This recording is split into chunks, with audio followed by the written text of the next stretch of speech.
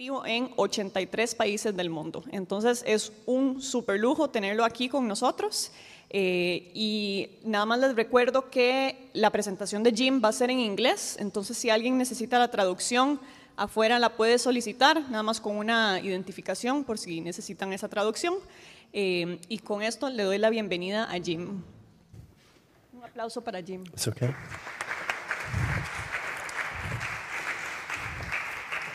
Muchas gracias. Hola, excuse el español, but I will speak in English today, and I just wanted to take a few moments to share with you some insights about walkability, to share with you maybe some opportunities about how things could be made better here in Costa Rica. But that's not to say that you are in any way alone in the world of all the places that need help. Because in many places all over the world, actually, there has been a forgetfulness about how important walking is. And we have been working as an organization for more than 20 years to try and remind people about that. I have to point it this way, is that right? Okay, so we've been working in many cities around the world, but you'll notice that only recently have we been particularly working down in Latin America. We worked firstly in the region. We went to Mexico City in 2012. We were just in Bogota last year. Maybe some of you were there. We had more than 4,000 people come from Latin America especially to talk about walkability just last year in Bogota. And another 26,000 people watched that conversation when we were in Bogota last year. That suggests to me that in this region, what we're talking about is something of the moment. And I think people recognize that its potential to contribute to these positive things around climate and health and sustainability is something quite fundamental that we have to get right. I have to get used to this. So what is this thing about walking? What is it that we expect, or are we trying to deliver? We think at the heart of our work is this fundamental belief that there should be a right to walk. We think that everyone should have that right and be treated like these people in the Netherlands, where we were recently, who even put down a red carpet on the street to give people a sense of being a VIP, a very important pedestrian. Don't you think we should all, however, virtually or really, put down a red carpet on our streets? In reality, we don't even think about that because we forget how important it can be. And for many people, we don't just have no right to walk, but we don't have the right to enjoy it either. And this is at the fundamental part of our work, is a suggestion, and I put it to you, that every person here in Costa Rica should have the right to walk and the right to enjoy it. Do you agree? 1, 2? Okay, let me see if I can persuade you. One of the issues, you sort of think, why wouldn't you want to do that? And honestly, I've talked to mayors all over the world, and there's not one who's ever refused to actually agree that that makes a sensible, practical agenda. But when we think about how we organize traditionally, at least over the last few years, our organizations, our governments, we actually, despite the fact we make most of our trips in short distances, more than 60%, and middle distances of only 30%, and the long distances, only about 7%. Actually, the amount of expertise, the support, the money, the policy, the staff and the data is like inverted in that principle. And because of that, what happens is that people have become invisible in the system. I spoke to the minister or the deputy minister for transport yesterday, and he confessed something that he knows is not right, is that there is nobody working on walking and cycling at the moment in Costa Rica, officially in the government. And yet, I know that there is an enthusiasm, and I know we've got some people from the government here who are working in different departments thinking about these things, and I think we're on the turn, I think, of something really quite interesting. Oh. This is not about just trying to do this because everybody is walking. I think that's important that we do acknowledge that. But actually, there's something even more sinister about this agenda. Because when we ask people, and this is data from Asia, but I think it would apply probably across Latin America, is if you ask people, if we do not invest in the quality of the walking experience, then actually 81% of people said if they can afford to, as soon as they can, they will motorize. They will choose something else. And when I've seen your statistics about the numbers of the escalation of motorbikes, that's often the most affordable, quickest thing to do after walking. But the idea of being able to get a car, of course, is that dream that we seem to have supported for some time. We came up with an agenda to try and identify what other things that need to be invested in order to reverse this tide, to remember about walking. And there are 8 principles, and I invite you to sign it in the same way that more than 6,000 people have signed it around the world. So here we are in Costa Rica, and I looked up walking Costa Rica, Google. What did I find? I find this wonderful piece of information that tells me walking in Costa Rica, many people do it in the streets, but sidewalks, well, sometimes they exist and sometimes they don't. Is that true? Yeah. Pedestrians in Costa Rica do not have the right of way. Is that true? I mean, I think technically you probably do, but when you step out into the street, how does it feel? You're nervous, I think.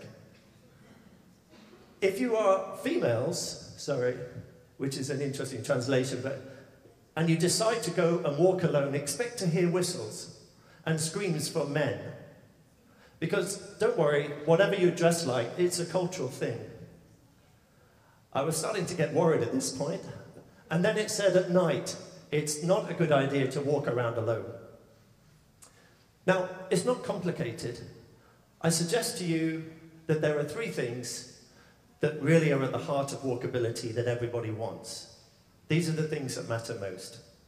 We really want something that is safe, that is easy, that is nice. It doesn't have to be more complicated than that. I'm sorry if you're an engineer and you would rather have a more technical description of that, but actually, this is actually, from a people's point of view, what we want. It's not complicated.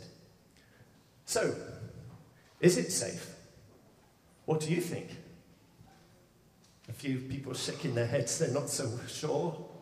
If I look at the data, this is World Health data, and I look at how many people are dying, it suggests that last year, 812 people died in crashes. 25% of those were pedestrians. And now, I would say all 812 is actually, of course, a tragedy. And is 812 too many? And I hope, and I did meet some of the ministries around road safety yesterday, that there is an agenda to tackle this as soon as possible. But when I look at the map, and this is open data, of where those crashes happen, where are the deaths happening on the roads?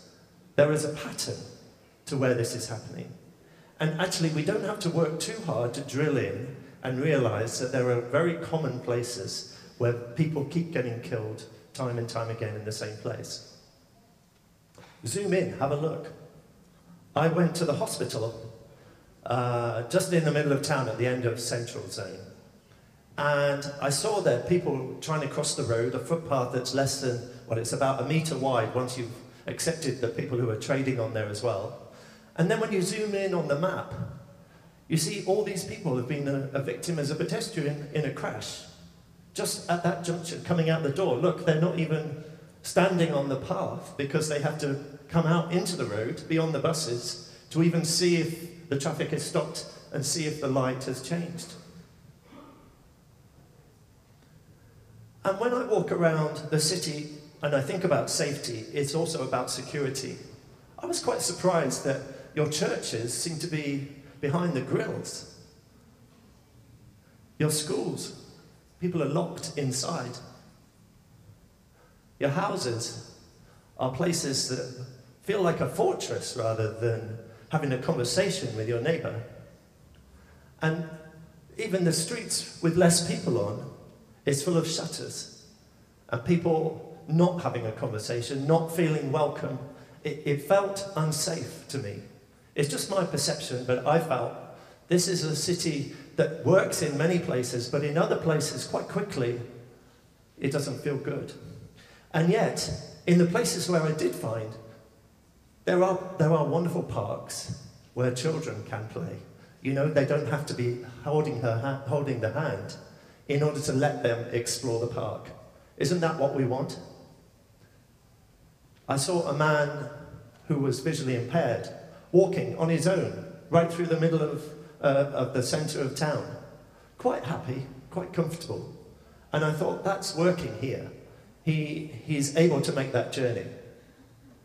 I see children, not that old, maybe 10, maybe 11, walking on their own in some streets in the city. And I think, you know, they're smiling. That's a good sign. I think that, as an indicator of a successful walking place, I think we're doing good. The man, when he wanted to cross the street, somebody just came to him and helped him. It wasn't natural for him, but somebody immediately came and took his arm and helped him. I think what we know is that some things are working very well here. A mother takes her child and has a picnic in the park, just up here. They were having a great time. And I see people with different needs and different abilities integrated in the streets, but not everywhere.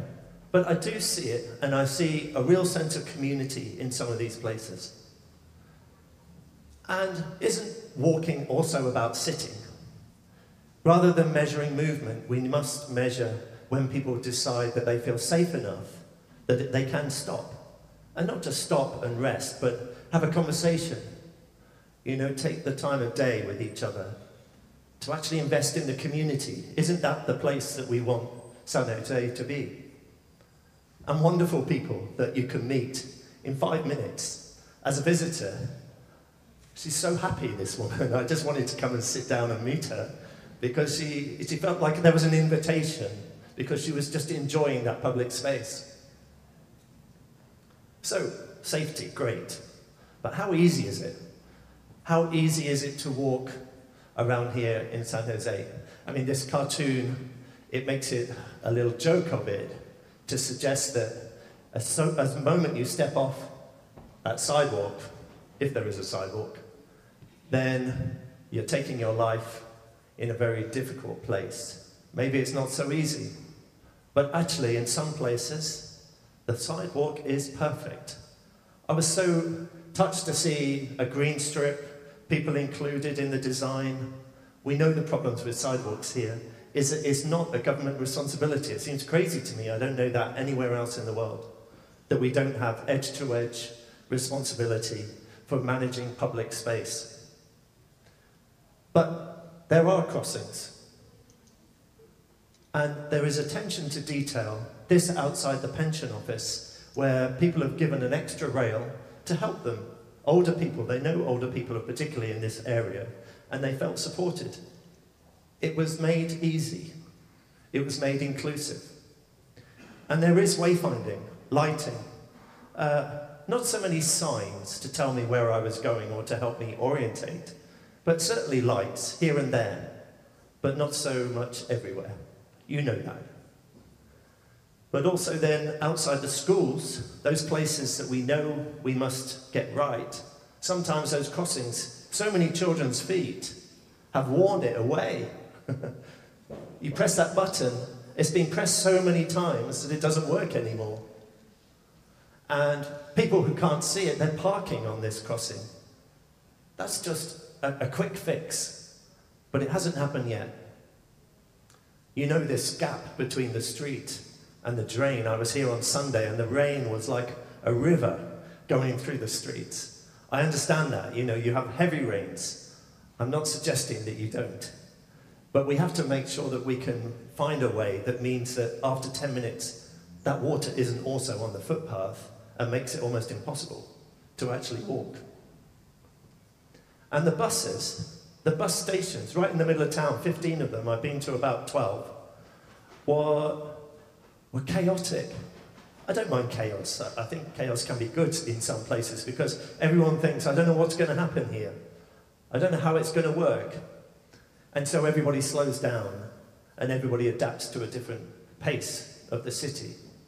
But this isn't actually giving anybody a sense of dignity or a sense of worth about their choices that they make, whether it's walking or that essential first and last mile connection to public transport. If we don't have those two things working well in our cities, then we will never have sustainable mobility. And you will have the problems with climate, air quality, congestion, obesity, cancers, all those things that come from physical inactivity. So, is it nice? I mean, this is what it comes down to. You know, I've shown you some pictures and, I mean, it's just my view. I've only been here a couple of days, so forgive me for being that visitor that just has a little look around. But I've walked for maybe 8, 9 hours over the last couple of days. And I think there's a lot of things that are nice. You know, you can see how people bring their children to some of these streets. And I know the flag's flying and the sun's up.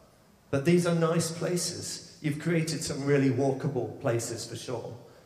I think you feel welcome in some of these communities. And when the streets are filled with music and laughter and children playing, you know, that's the community I want. That's where I feel, yes, this is nice. It is nice. You know that. And when you take the cars away and you say you can't not only not drive through here, but you can't park here either, you know, you can create an environment where people feel as though they have more of the right to be there. We say right to walk, but actually the right to sit, talk to each other, be on the phone, whatever it might be, to enjoy the public space. And you have art. You know, I haven't been all over the city, but I thought, how fantastic that you celebrate, even in bronze, the man who cleans the streets. You know, what city has a statue to that? Anywhere in the world, I don't know. And you recognise the need for maintenance, not just capital projects to invest. And I like the fact that what seems to be happening in some places is this legitimacy to invite businesses, cafes, to actually take some ownership of the public space in front of their building. I hope I haven't offended anybody by showing this picture. Is she a politician? Is she here? Am I in trouble? Okay, well, I'll move quickly. The thing is that with just a few barrels, a few plants, a bench, you know, the boundary has moved. They have a permission to feel that they can enjoy this as part of their experience for their customers, not just the area behind the wall. Oh, going the wrong way. And yet, you know these places, you don't have to go far away from these attractive points that people are driving to in order to walk around, to actually find some places that you don't feel so welcome. And this is a school zone. I'm sure in the mornings it's a lot busier, but I was there 10 minutes after the bell went, and this is how it was. So what does all that mean? Well, it means, in a very simple way, that there are some places where we feel probably quite extreme stress. I think if I can press this button. This screaming lady here, I mean, it's a bit extreme, I know, but I'm sure you felt that frustration of traffic. Not just sitting in the traffic and in the car itself, but actually just trying to cross the road even. 2 hours commute on average. Congratulations, you're 2 hours less than Mexico City. That's 4 hours each way in Mexico City every day. They've got the longest commute in the world. If you think about that, that's 8 hours in the car commuting. You've got 8 hours at the office or your job. You've hardly got any time to actually be in bed before you have to be back commuting. I know you don't want that, but that stress that we have created in some parts of our cities is not something we want. And the alternative about creating these happy places, these are pictures I've taken, that clearly there are happy places right in the middle of town here where you feel not just relaxed, but joyful, real joy. And joy isn't a word that we should be afraid of. I think it's something that we should have a vision for working towards. And places that are relaxing, not boring, is ultimately what we're about. Now, you could use this matrix and decide how this should be communicated on every street or in every neighborhood. What we found here in Costa Rica, I would suggest to you, is that actually there is something going on very well in San Jose, but there isn't the equity that I think all the community deserves, and that is the challenge. How do we get there? Well, we did one project recently where we worked with this tool that just said, click on this app, and as you walk, tell us your gender, ability, and age, and just as you walk, tell us whether you feel this is safe, easy, and nice, or it's difficult, it's unwelcoming, and it's complicated. It's very simple. We gave it to children, and this was in Medellin, Colombia. I know some of you are from there. We gave it to children. We worked with a local community group who were trying to get attention for these issues with their government, but they never had any data. It was just an argument that said, we know that the community want it, but there was no sense of how many people wanted it or where they wanted it. They invited 2,000 children to walk around their neighborhood and tell you what it was like. They put their frowns on the bad stuff, but also they put their green, happy faces on the good stuff. It's simple. You imagine, though, the map that gets created once you start getting more than 2,000 points on a map of the city, and you say, this is what the children think. There are 10 places in their neighborhood where they don't feel welcome, where they don't feel safe, where they do not feel included. And we put it to the mayor that, is that the city that you want? Is that the city that these children deserve? And he diverted the money within a week of seeing that data from a road scheme into investing in all 10 places where we had clusters of concern in the city. They had a great party afterwards. And it strikes me that, whether it's that tool, and you can have that tool, it exists, it's in Spanish. I mean, why wouldn't you? Because what I'm seeing here, just in a few days, is that there is a community of concern. That there are real people who are working hard to make a difference and recognizing that there is potential to spread that equity of better walkability across the city. And that's really exciting. This is just some of them. But I wish I could put all of your pictures on there. And when I see how that might translate into policy, I don't see a problem. In some countries we go to, nobody's written a word about this stuff. Nobody's interested. Politically, you've got the whole community trying to do something, but no one's paying attention. What you have here in Costa Rica is a commitment from your Ministry of Transport that says we are here for a comprehensive development that will improve the quality of life of the inhabitants. I know that was very much the theme of what we were talking about this morning as well. And it is all about citizen participation. So it strikes me that you have that potential, you have that permission, and I don't think anybody should suggest to you that you don't have that permission to actually support that investment in the quality of life and improve that equity across the city. And if I was to give you 3 pieces of homework, this would be it. Number 1, join that international community, such as you are, to actually sign the International Charter for Walking, commit to those 8 principles of things that we know we need in our community. We're going to put them on a map of the world. I want to have Costa Rica with lots and lots of people who have signed that charter, who say we care about that agenda, about walkability. Some way or other, work with the community to map the deficiencies. This was just my pictures. I'm sorry if I've offended anybody, but it was just my view, and I'm entitled to my view. But there are 5 million people out there who are entitled to their view as well. And somehow or other, we have to make sure that we get them an opportunity to share it as easily as possible. And lastly, let's then agree that we're going to pamper pedestrians and make sure that we look after them first, before we spend any money on all the other things that we could be tempted by. Thank you very much.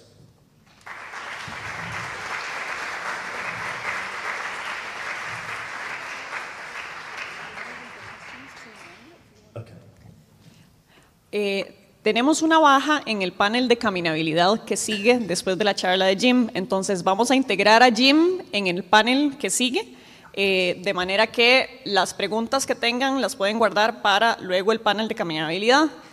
En el panel de caminabilidad tenemos a 2 ponentes y un moderador. El moderador va a ser Arturo Steinberg, que él es el coordinador de Transporte y Movilidad Sostenible en el Centro para la Sostenibilidad Urbana. Entonces le pido a Arturo que suba, por favor. Él tiene una maestría en Planificación de Transporte y Ambiente de la Universidad de Newcastle en Reino Unido y tiene una licenciatura en Ingeniería Ambiental del Instituto Tecnológico de Costa Rica.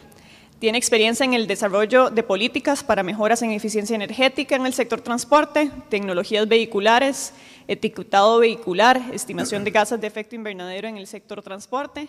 Él es miembro del Comité Técnico Nacional sobre Combustibles, en el cual se establecieron los nuevos parámetros de calidad para los combustibles usados en transporte y ha brindado acompañamiento en los proyectos del Ministerio de Ambiente y Energía con ONU Ambiente en mejoras tecnológicas al sector transporte. Dentro del centro ha trabajado en planes de movilidad sostenible para empresas y además es ganador de la primera edición del concurso de Reto País para la categoría de reducción de tasas de obesidad. Muchas gracias, Arturo, por acompañarnos. Le voy a pedir a Jim que vuelva a acompañarnos en el panel también. Jim, okay. You can take off the mic so it doesn't. Yeah. Ahí tenemos el traductor. Y también le voy a pedir a la señora diputada Paola Valladares que nos acompañe también aquí en los sillones, y a Sebastián Velázquez Gallón de Hill Consulting, que es de Colombia, que nos acompañe también. Sebastián tiene una presentación, entonces vamos a arrancar con Sebastián, que dé la presentación. Luego la diputada nos va a comentar sobre una iniciativa de caminabilidad que tiene ella también. Y luego vamos a tener una conversación con los 3 panelistas. Sebastián tiene 10 minutos para hacer su presentación y la diputada también. Voy a introducirte. Sebastián es ingeniero civil, experto en transporte urbano, con experiencia en más de 10 años en el desarrollo de estrategias de movilidad sostenible y cambio climático en ciudades colombianas, tanto desde el sector público como desde el privado y la academia. Él lideró el equipo de expertos en transporte en el marco de la cooperación del Gobierno de Estados Unidos para Colombia, para la preparación de la Estrategia Colombiana de Desarrollo Bajo en Carbono, y el apoyo en su implementación mediante el Programa de Desarrollo Resiliente y Bajo de Carbono de la Agencia de Estados Unidos para el Desarrollo Internacional, USAID. Entonces, le agradecemos a Sebastián por acompañarnos y tenés 10 minutos.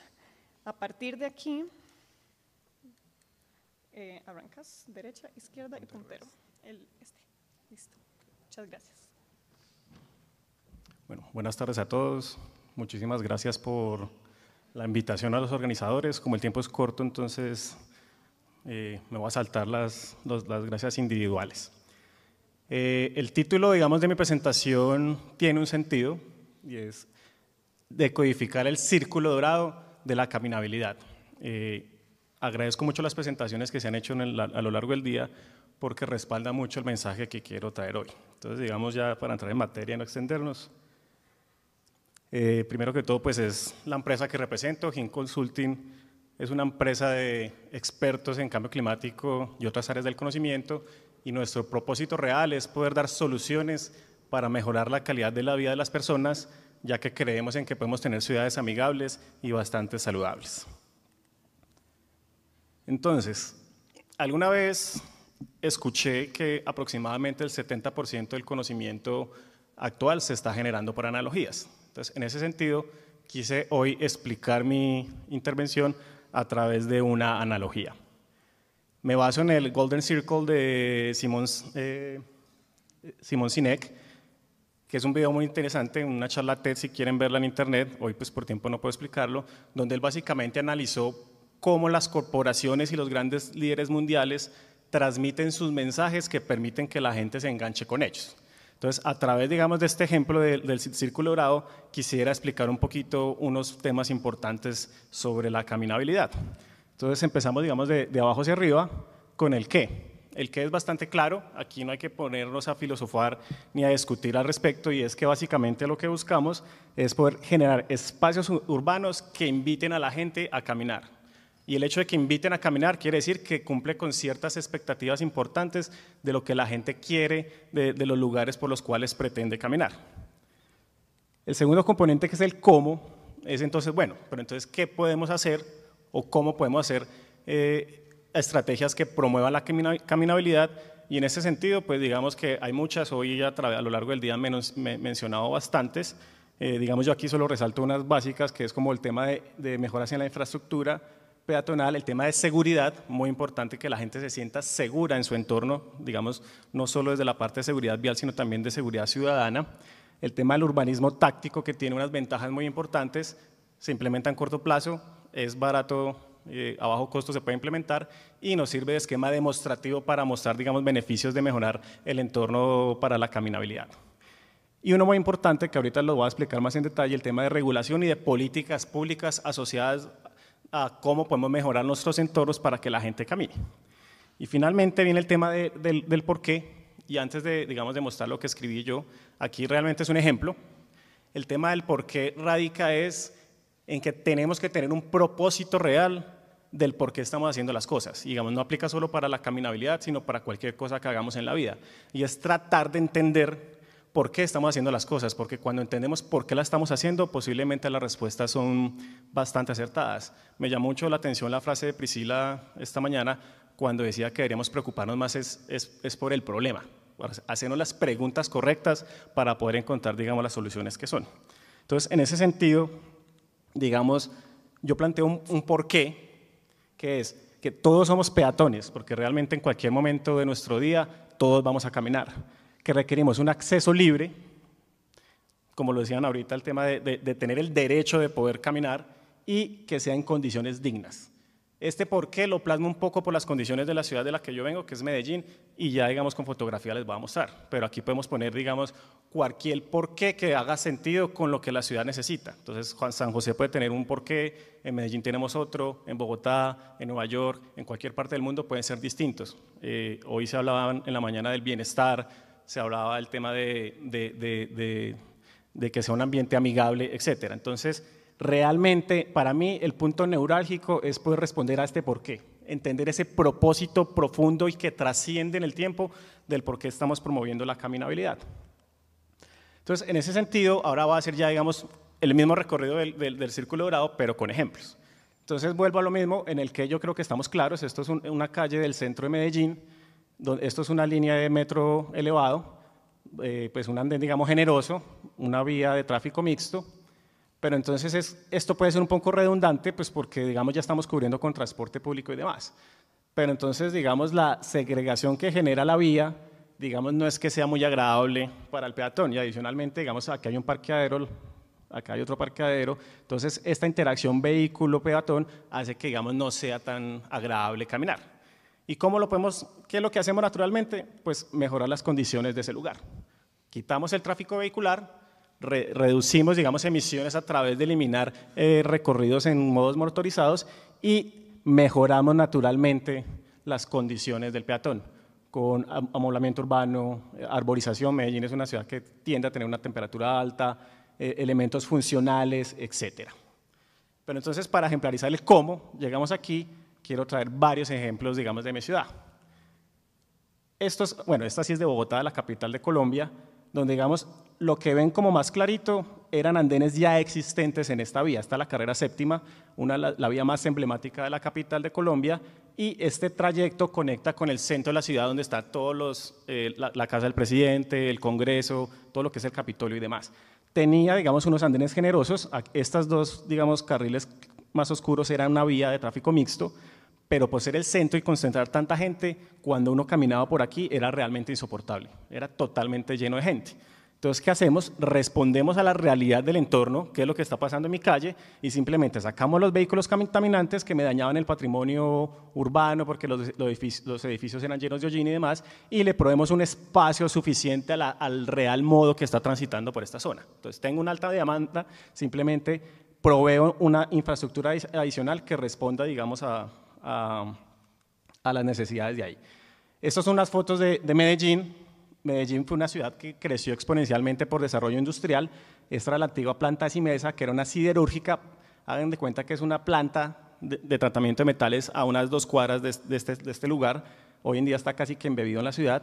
Y al lado de esta siderúrgica estaba el taller Robledo, donde, digamos, gracias a todo el procesamiento de metal en la fábrica, aquí se fabricaban máquinas y demás. Entonces, claramente aquí venía un montón de gente en el día a trabajar, pero en la noche era una zona totalmente muerta. Pero entonces, para favorecer la caminabilidad hay que mejorar el entorno. Entonces, aquí es donde viene el ejemplo de política pública, porque ¿qué pasó? La ciudad dijo, necesitamos crecer hacia adentro, no seguirnos expandiendo, necesitamos mejorar las condiciones. Y hace más de 10 años se creó un plan parcial de renovación urbana con prioridad, digamos, del tema de caminabilidad. Pero entonces, digamos, aquí la foto no me favorece mucho, pero pues espero que me crean. Digamos, la traigo hacia aérea para que vean el cambio de la planta siderúrgica a lo que es hoy en día, pero entonces tiene varios principios. Estos son andenes de aproximadamente 7 metros de ancho, por aquí pasa una ciclorruta, hay permeabilidad porque uno puede atravesar entre los edificios, entonces no tiene que uno que darle toda la vuelta a la manzana para poder caminar. Adicionalmente hay sombra y todos los primeros pisos de todos estos edificios, salvo las unidades residenciales, tienen locales comerciales, porque la caminabilidad tiene que ser conveniente.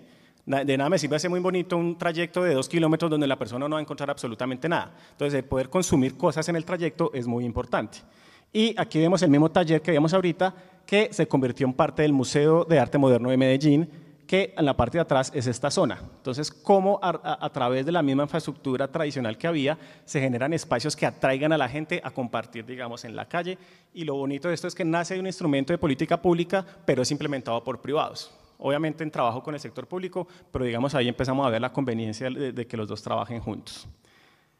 Otro ejemplo de cómo lo hacemos, entonces lo que les decía, el urbanismo táctico, que digamos es una forma agradable, rápida, de bajo costo de generar soluciones que me permitan a mí demostrar que el peatón existe, de visibilizarlo y que necesita soluciones. Entonces, digamos, la señalización de los cruces peatonales, el generar islas de protección que antes no existían y que aquí era un conflicto con los vehículos, ya digamos el peatón tiene un espacio donde se puede proteger y demás. Y este tipo de soluciones, digamos, aquí vemos una muy similar, donde también es inclusivo con personas de movilidad reducida, entonces digamos que no es necesario tener grandes recursos ni grandes proyectos para poder intervenir y favorecer, digamos, el tema del peatón. Pero finalmente vamos llegando, digamos, al por qué. Entonces, mi respuesta para mi ciudad, que no es oficial, o sea, es de Sebastián Velázquez, es porque necesitamos dignificar al principal modo de transporte de nuestra ciudad. Entonces, esta es la última encuesta Origen-Destino en el Valle de Aburrá, donde el principal modo es a pie con un 27% de los viajes. O sea, casi que 1 de cada 3 viajes se hace a pie, con distancia promedio de casi 2 kilómetros. Entonces, si ese es el promedio de las más largas, ¿cuánto es? Entonces yo dije, bueno, ¿quién hacen esos viajes realmente? Entonces, ¿qué se encuentra uno acá? Que son, en Colombia estamos divididos los estratos del 1 al 6 por ingreso socioeconómico, donde el 4 al 6 son los más altos y el 1, 2 y 3 son los más bajos. Entonces, si se fijan, cerca del 85% de las personas que son de menos ingreso de la ciudad son los que están caminando. Y adicionalmente, ¿quién camina? Los niños de 17 años hacia abajo, entre 6 y 17 años, y las personas mayores. Si hay alguien entre los 50 y los 59, me perdonan, la clasificación no es mía, pero pues en teoría esto responde a tercera edad. Entonces, digamos, son la gente pobre y gente vulnerable de una edad avanzada más nuestros niños, que la mayoría, digamos, aquí si vemos, es por mucho viaje de estudio.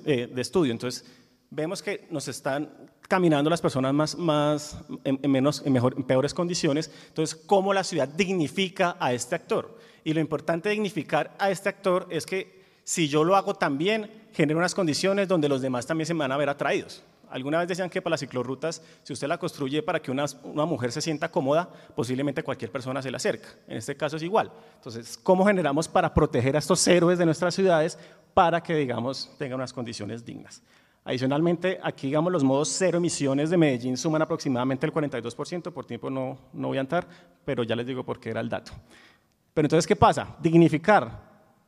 El principal modo de transporte y son las personas las que están muriendo. Al año mueren aproximadamente 110 peatones en Medellín, la mayoría asesinados por un atropellamiento de moto. Entonces, ¿cómo dignificamos y protegemos a estos héroes de nuestra ciudad?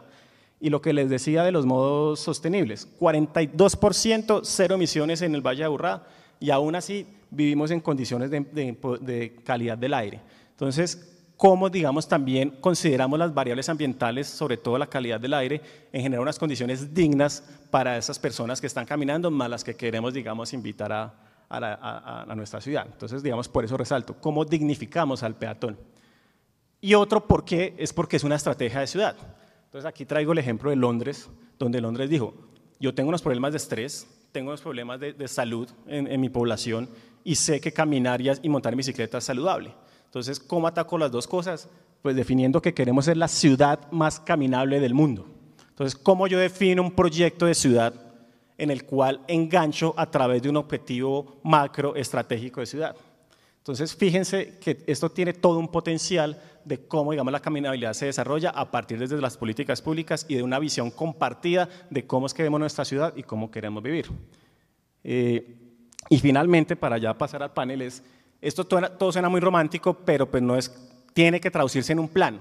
En un plan, digamos que por lo menos tiene que tener estos elementos. Una visión, como les digo, un tema de objetivos estratégicos y tácticos. Los estratégicos es esa meta global que yo quiero llegar, pero los tácticos son esos objetivos de implementación que quiero cumplir. El tema, obviamente, actividades, los indicadores, lo que no se mide, no sirve. El tema de responsables, lo que es de todos es de nadie, y a la hora de preguntar, todo el mundo dice, no, pero a mí no me tocaba. Entonces, unas responsabilidades claras, con unos recursos asignados, porque los planes son muy bonitos, pero cuando no se le pone lo que se necesita, pues no sirven para nada. Y el tema de divulgación, lo que no se conoce no existe. Entonces, si la ciudad define que quiere promover la caminabilidad, tiene que, digamos, divulgarlo para que la gente lo sepa. Esto sí es un ejemplo de Montería. Entonces, digamos, con esto ya cierro. Quería, digamos, mostrar y resaltar ese tema del por qué y que finalmente se llegue a un plan, pero un plan que sea implementable y no un plan de papel como, digamos, por lo menos en mi país suelen desarrollarse.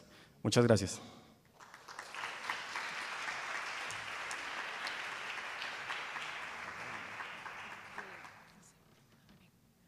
Muchísimas gracias a Sebastián.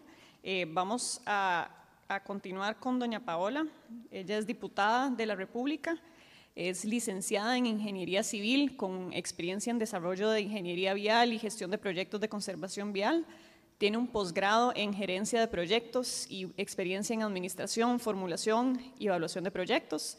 Ella ha sido gerente de obra en proyectos de infraestructura vial financiados por el Banco Interamericano de Desarrollo, gerente de obra administradora de proyectos de infraestructura vial, planes de conservación vial, planes anuales operativos, administración de maquinaria y equipo pesado. Ella es experta en formulación y análisis de los procesos de adquisición de bienes y servicios, miembro activo del equipo técnico encargado de la elaboración del Plan Estratégico Municipal y el Plan de Desarrollo Humano Cantonal de Turrialba, y también tiene experiencia en la aplicación de normativa de planificación urbana. Ella es orientada al trabajo por objetivos para alcanzar resultados, con habilidad para dirigir y trabajar en equipo, y actualmente nos va a acompañar para hablar del proyecto de movilidad peatonal en que se está trabajando en la Asamblea Legislativa. Ahorita le voy a pasar uno de estos micrófonos. Arturo, si nos lo puede prender, porfa. A ver, probemos. Sí, perfecto. Se escucha. Adelante, tiene 10 minutos. Bueno, muy buenas tardes. De verdad, para mí es un gusto poderles transmitir y estar en una parte de esta actividad tan importante. Tal vez para contextualizar, en Costa Rica, lo que son las aceras, ya lo decía el señor Walker, no se construyen o no son obligación propiamente del Estado, sino que lo construye cada uno de los ciudadanos, es obligatoriedad del ciudadano o del propietario de el bien inmueble construir la acera. Entonces, además, hay algunos códigos, como los códigos municipales, y hay alguna normativa dispersa, que lo que hace es que pone en inseguridad jurídica a los municipios, que al final son los encargados de obligar al propietario a que tenga que construir la acera. Yo laboré 10 años en un municipio y siempre tuvimos ese inconveniente de ver si jurídicamente era o no era viable y hasta dónde podía trascender la municipalidad para obligar al propietario, al vecino, al ciudadano, para que construyera la acera y en qué momento puede llegar a intervenir la municipalidad.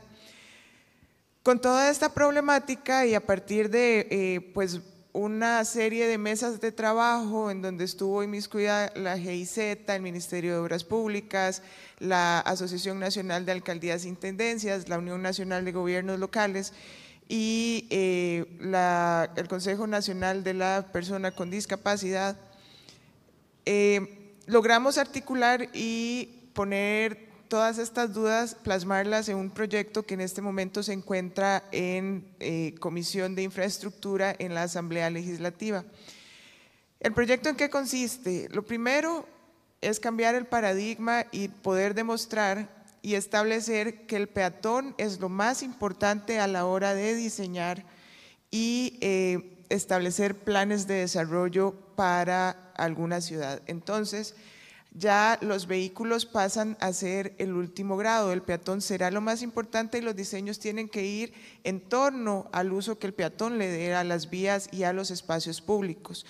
Y la otra gran solución que le da a el proyecto es que viene a definir responsabilidades y establecer claramente bajo una ley, no bajo normas o códigos, sino bajo ya una normativa, una legislación, quién es el responsable de la construcción y el mantenimiento de las aceras.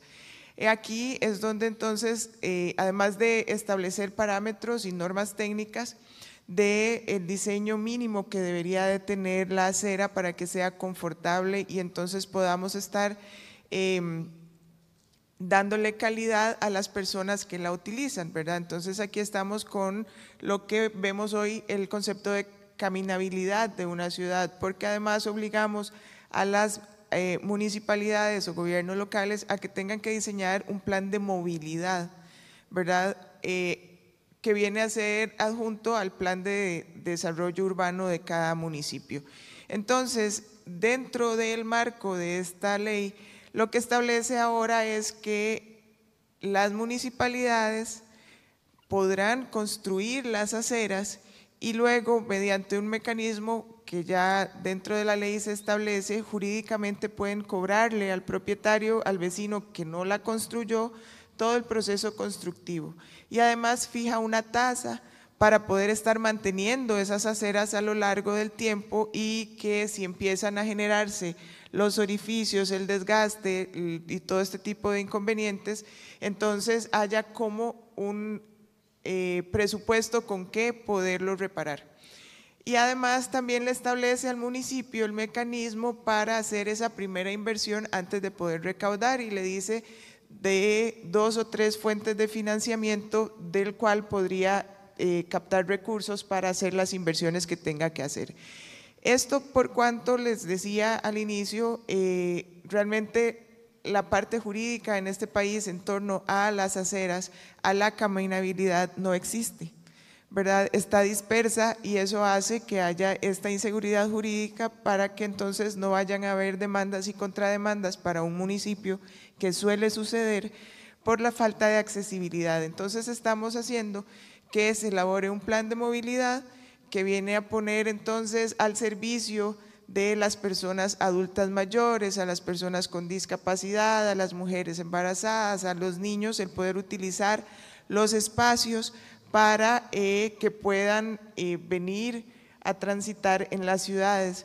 Y todo esto, no se nos puede olvidar, viene a ayudar a el hecho de descarbonizar la economía, porque si tenemos ciudades en donde podamos salir a caminar, salir a andar en bicicleta y que entonces no tengamos que estar utilizando los vehículos o los autobuses, evidentemente vamos a ayudar de forma considerable a que se disminuyan las emisiones de carbono, se disminuya la factura petrolera y todo esto venga a aportar a lo que es un plan de descarbonización que ya el gobierno tiene establecido para el 2050, que eventualmente son una forma de aportar a eso.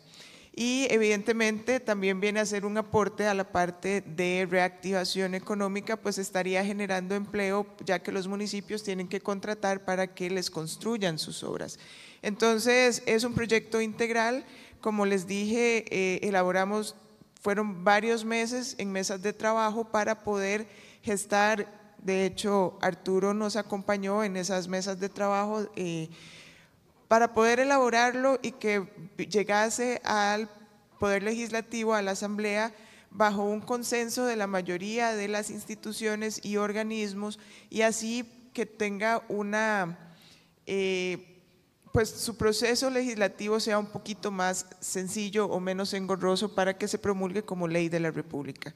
Entonces, ahorita ya se encuentra con las consultas y las audiencias necesarias, ya está para dictaminar en la Comisión de Infraestructura y posterior a eso lo estaríamos elevando a el plenario para que los 57 diputados definan si se constituye o no en una ley de la República. Si esto es así, realmente estaríamos teniendo un gran aporte a lo que al país le ha faltado en los últimos años, y es el entender que las ciudades se hicieron para los seres humanos, que las personas tienen derecho, como lo decía el ingeniero, de pues disfrutar de un espacio armonioso, un espacio seguro, un espacio que evidentemente les dé algo y tenga algún atractivo, que pueden ser zonas recreativas o locales comerciales, y eso haga que se integren las personas y tal vez en muchas ciudades podamos estar viéndolas como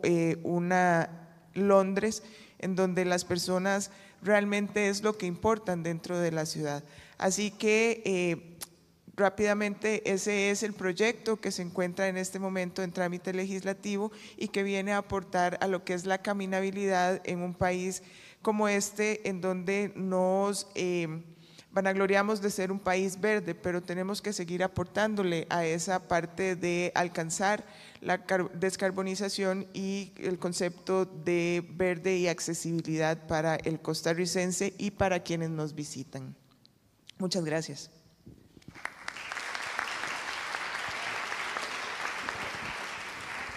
Muchísimas gracias, señora diputada. Entonces ahora le paso la palabra a Arturo para que pueda moderar el panel, hacer preguntas, etcétera. Excelente, muchas gracias Andrea y muchas gracias a los tres por participar y poder compartir las experiencias que han trabajado en sus comunidades y a nivel mundial incluso en este tema.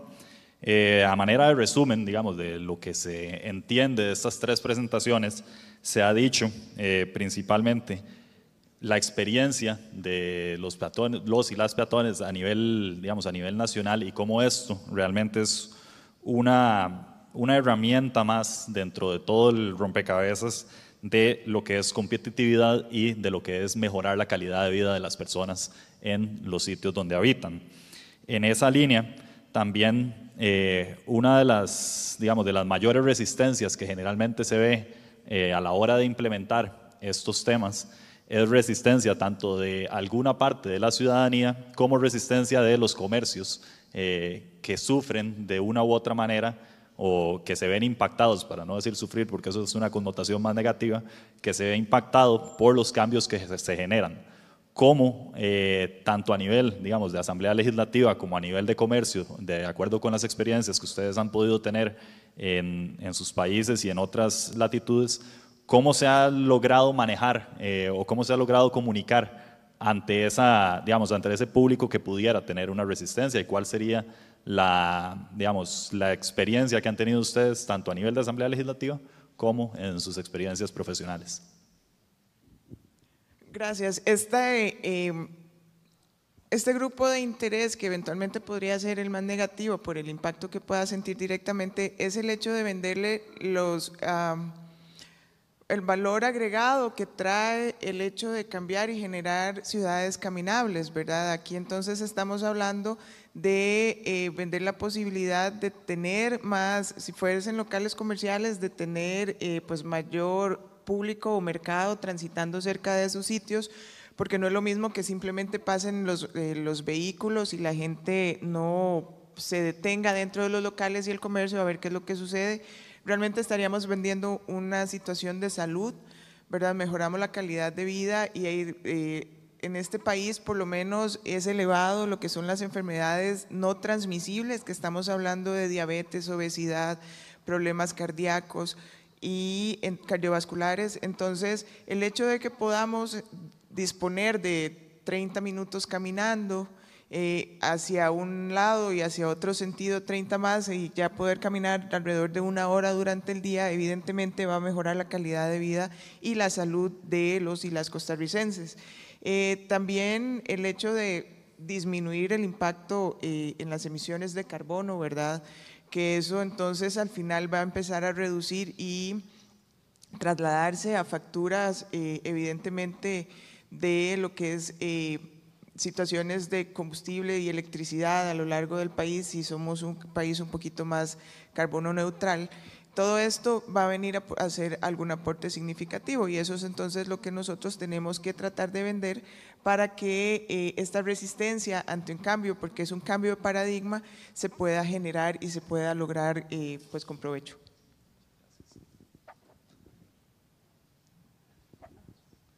Se enciende abajo, si mal, un botón rojo, tal vez. Sí. Sí se pudo. Esa es una muy buena pregunta porque, digamos, es como la gran barrera que siempre aparece.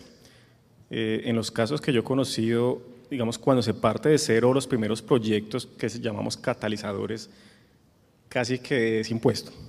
Como de malas, aquí se va a hacer. Obviamente pues con el mayor tratamiento de venga, les contamos, no sé qué, pero al final, digamos, tiene que marcarse un precedente de presencia, digamos, pública y que se tiene que desarrollar.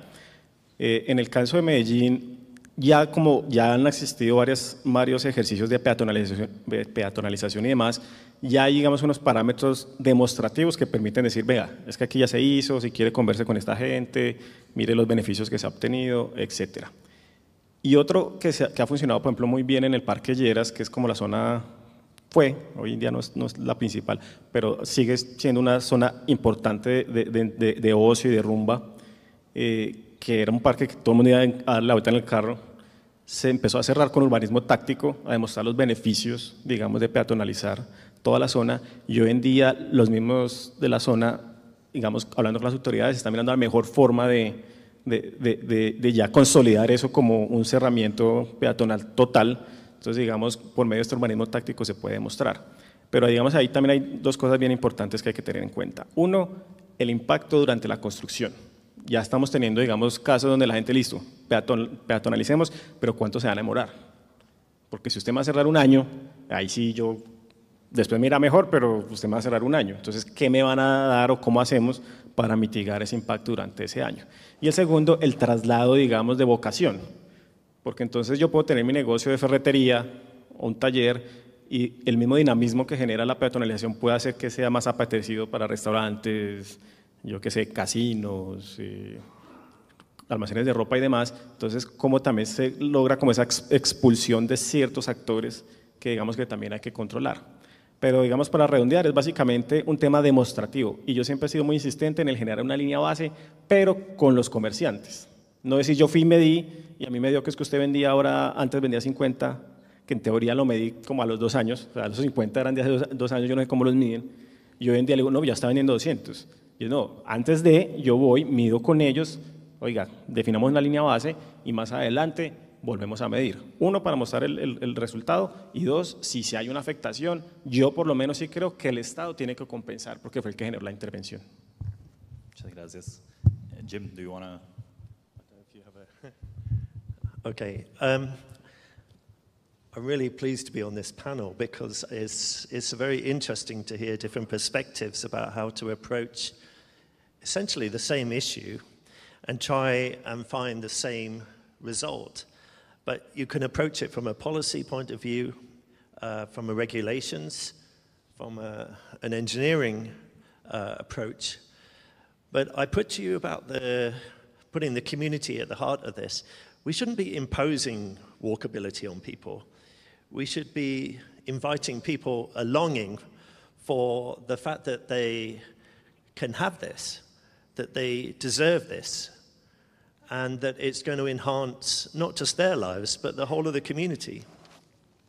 And I don't think we say this enough, but that ultimately is what this is about. And so you talk about retail, and of course retail survives on footfall and dwell time, and there's a direct relationship between that and spend. So of course you want people on foot because they're going to come and stay. If you create attractive streets, they will stay. They'll take a coffee, eat, play areas. You know, shops are not just a one quick place to buy something. It's a destination. And you look at the retail areas that are being built on the inside in malls now around the world. They're creating streets that are really inviting, are almost perfect. And developers are doing that because they know that actually it creates a place where they can charge extra in rents and that they can charge more for people in residential areas who live near it as well. It's economic sense. So I think retailers are your best friends. But why not have walkable, that 500 meters we're talking about, 500 meters around every school, 500 meters around every public transport, around every church, around, you know, every park and public space. You know, I mean, these are the fabrics of our communities where people spend their everyday trips. And I think we deserve all of those to be as walkable as possible. Thanks. Muchas gracias. Y digamos, a nivel, conectando con esto, y cómo se realizan las inversiones que tenemos tanto a nivel local como a nivel nacional. Ayer que estuvimos en una presentación del Ministerio de Obras Públicas y Transporte, nos decían que en 2007 el 54% de las personas se movilizaban mediante transporte público, 35% por vehículo privado y 11% a nivel peatonal. Para el 2018, en transporte público se movilizaba el 47% de la población y el 41% en carro. Se dejó de medir lo que era la cantidad de gente que se movilizaba peatonalmente. En ambos años se ve que realmente la gente que se sigue transportando mediante modos más sostenibles, entiéndase, peatonal, bueno, ciclistas todavía una porción baja en lo que es área metropolitana y en transporte público, siguen sufriendo de una falta de inversión a gran escala a nivel nacional y a nivel local inclusive. ¿Cómo visualizan ustedes o cuáles son las prácticas que recomendarían para hacer este cambio realmente en inversión y pasarla del modo más prioritario, como se hizo en Medellín en el caso que nos presentó Sebastián, donde el 27%, que era la mayor porción, usaba modos peatonales? ¿Cómo hacer ese cambio realmente para que la inversión se invierta y invierta no solo en términos de inversión económica, sino también de inversión en cambio, que se invierta realmente en los modos que más gente está movilizando, que en este caso, y los datos lo respaldan, dichos por la Contraloría, son modos de transporte público y modos peatonales? Bueno, hemos visto en el país cómo hay intentos y proyectos para poder generar un transporte público más eficaz y eficiente. En el tanto, mejoremos el transporte público, llámese el servicio de tren, el servicio de autobuses, evidentemente vamos a disminuir el hecho de que utilicemos los vehículos particulares y podríamos entonces en la mejora y en la inversión en lo que es transporte público paralelo hacer la parte de la caminabilidad para la región. Yo como ingeniera siempre he soñado que en este país haya un sistema de transporte integrado y eso es Mi primera opción es tomar un tren, el tren me va a llevar donde voy a tomar un autobús, el autobús me va a llevar a donde voy a tomar los vehículos y ya voy a llegar al espacio en donde puedo caminar. El hecho de poder generar un eficiente servicio de tren en este país va a reducir la cantidad de autobuses, va a reducir entonces la cantidad de vehículos, va a generar una mejora en los tiempos de recorrido. Esto viene a mejorar la calidad de vida porque ya no vamos a estar estresados de estar en una cola 4 horas en un sentido y 4 horas en otro sentido, y evidentemente eso va a hacer que las personas sean más sanas y hasta más felices. Entonces, ese es empezar a invertir en lo que es transporte público y es empezar a invertir en los espacios públicos y en las áreas, y por eso el proyecto tal vez en ese sentido lo piensa, y es generar un plan de movilidad, es generar dentro de las zonas urbanas de las ciudades o de los cantones el hecho de que hayan los espacios suficientes para que la gente, pues si llegó en su vehículo lo deje, pero tenga la oportunidad de desplazarse por todo el centro urbano caminando o en bicicleta, ¿verdad? Hay que generar los espacios de ciclovías y todo esto en conjunto, por eso es un plan de movilidad. Y nosotros desde el Ejecutivo eso es lo que tratamos ahora, desde el Legislativo procuramos que se pueda impulsar para aplicar en los distintos lugares.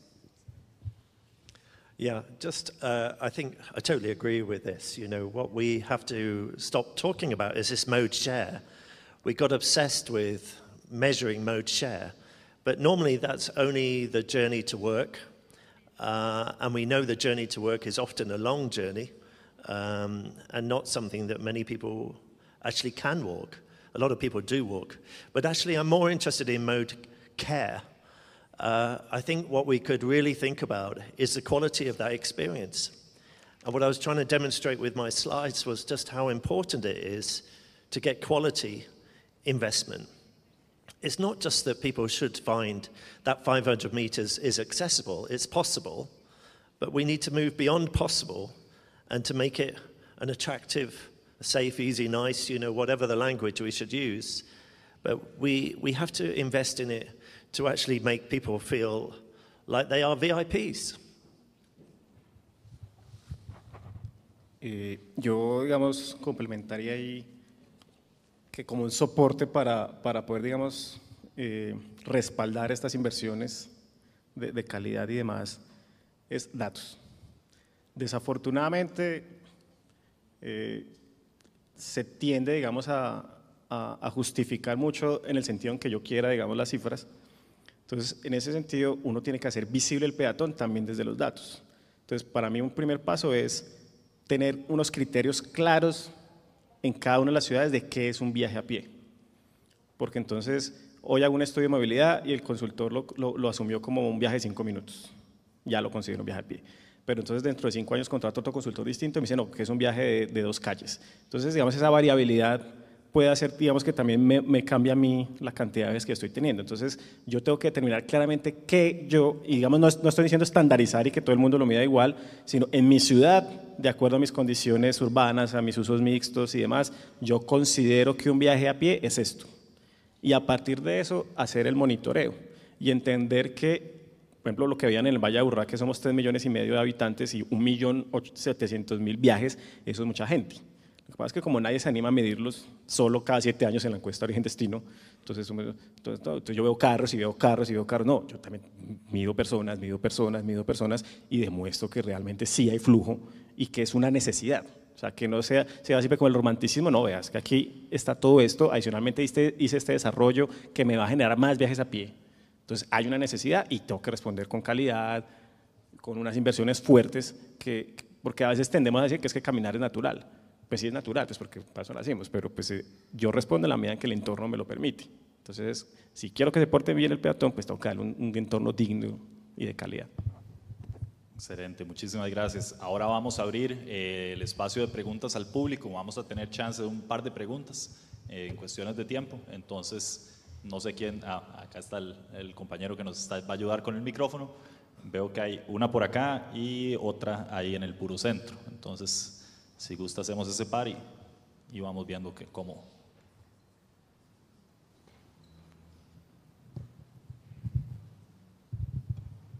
Bueno, buenas tardes. Yo soy estudiante de la UNA y mi pregunta va dirigida a Paola Valladares. Conozco algunas de los proyectos de ley que usted impulsa y soy consciente de que forma parte de la Comisión de Ambiente. Mi pregunta va dirigida a la acción que usted propuso que debilita el proyecto de ley 21.027 para la regulación de plásticos de un solo uso. Esta acción tendría un impacto mínimo sobre solo un 4% de todos los desechos plásticos que se producen en Costa Rica. Al tomar en cuenta que vivimos en un país que busca ser ejemplo, pero que desecha más de 4.000 toneladas de desechos diarios y 1.000 de ellas van a ríos, lotes baldíos y a las calles que caminamos y que buscamos hacer más caminables, me gustaría que me comente y aprovechar la oportunidad para saber cuáles son las razones por las que usted tomó la decisión y que cree que prohibir los plásticos de un solo uso no es una necesidad inmediata. Gracias. Muchas gracias por la pregunta. En este tema estamos enfocados más bien en el tema de caminabilidad. Esta conversación la podemos tener posteriormente en el espacio de café, pero si tuvieras alguna pregunta más enfocada hacia la conversación de caminabilidad, te lo agradeceríamos para sacarle más provecho al panel. ¿Tienes alguna pregunta? Me refería también a lo de caminabilidad porque todos sabemos que los desechos, principalmente en San José, en las áreas, yo ahora vivo en Heredia, es muy difícil caminar viendo cómo los sucios que están en las calles y creo que tiene mucho que ver con la caminabilidad. A mí me molesta mucho caminar en calles sucias. Con el proyecto de ley que se encuentra en la corriente, que es movilidad peatonal, evidentemente también viene a aportar a este tipo de situaciones en donde se obstruye el paso por las aceras. Entonces está contemplado el hecho de la coordinación interinstitucional para que lo que son accesos, portones, entradas a casas, gradas, los mismos postes eléctricos y todo esto tenga una coordinación conjunta entre las instituciones y evidentemente en ese caso también tendría que ser la disposición de los residuos o los desechos sólidos en donde ya no estén las canastas estas atravesadas para que las personas con ya sea coche, ya sea con alguna discapacidad, silla de ruedas, los adultos mayores con bordón puedan poder movilizarse dentro de la ciudad en ese sentido. Entonces, por lo menos en caminabilidad, ese sería, digamos, de los aportes que viene a generar la ley de movilización peatonal que estamos impulsando desde el Legislativo. Excelente, muchas gracias. Pasamos al compañero en el centro. Ajá. Si me puede levantar la mano. De camisa azul. Bueno, creo que es azul, de aquí no veo muy bien. Gracias. Hola. Mi pregunta también va para doña Paola. Bueno, ojalá me dejen hacer como una pregunta compuesta, tiene como dos partes. Quisiera básicamente que me explique un poco más el proyecto, porque tengo un par de dudas. Primero, ¿por qué se le deja todavía construir las aceras a las personas comunes y corrientes si lo hacen mal? O sea, donde yo vivo hay aceras que las construyen con cerámica y se resbala uno todo, o hay aceras que van muy bien, tienen esta cuestión para los no videntes, y luego la acera de la casa de la par no la tiene, entonces no sirve de nada. Eso primero. Segundo, ¿por qué cobrarle a la gente la acera extra? Digamos, si yo ya pago impuestos a la municipalidad, y parte de esos impuestos van para mantener espacios públicos, para mantener calles municipales, etcétera, ¿por qué tengo que pagar extra por la acera? Digamos, yo tengo una casa, pero no tengo un carro. Yo estoy pagando por las calles de toda la gente en mi municipio y nadie está pagando por la acera mía. Yo tendría que pagar por esa acera extra. Entonces no sé si me podría explicar eso. Bueno, vamos a empezar por lo de las tasas. En los municipios, sí es cierto, todos pagamos impuestos, pero los impuestos se destinan para rubros específicos. La inversión en calles la obtenemos del impuesto a los combustibles.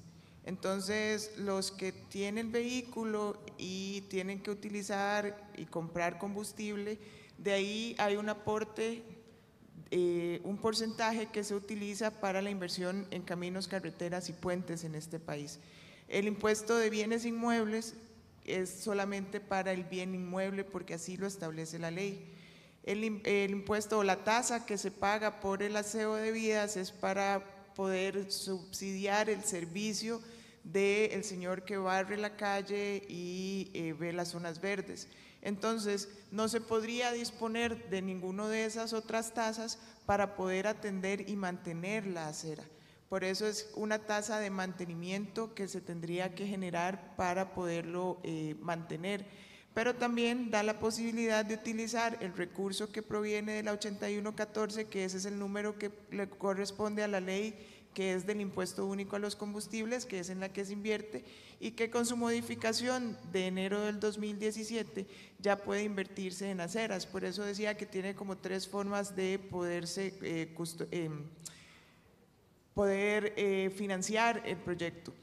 Y por esa misma razón, que en 100 metros o en una cuadra viene en un nivel, hay una rampa, en otra parte hay gradas, tenemos esto de cerámicos, es que también se establece la ley para que en la parte de normas y regulaciones, que está también en la ley 9329, se pueda entonces, y también está en la 7600, ¿verdad?, que es la ley para la parte de discapacidad.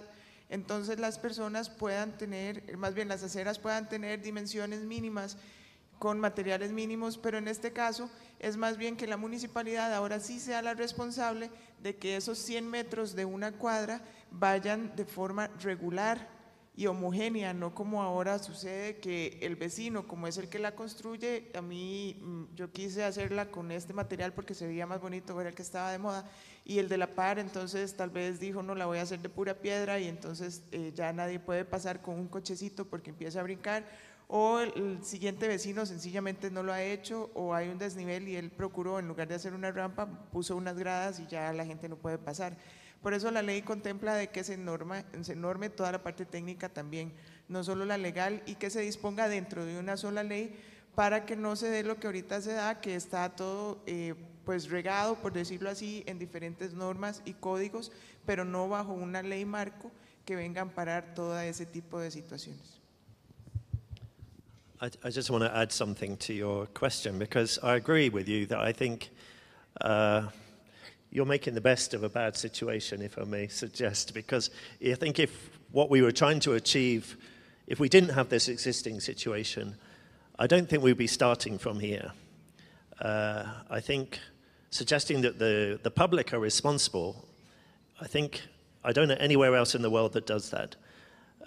And I give you 2 possible suggestions about how other countries are exploring ways of raising funds, if it's about money, about how we make sure that these things can get paid for.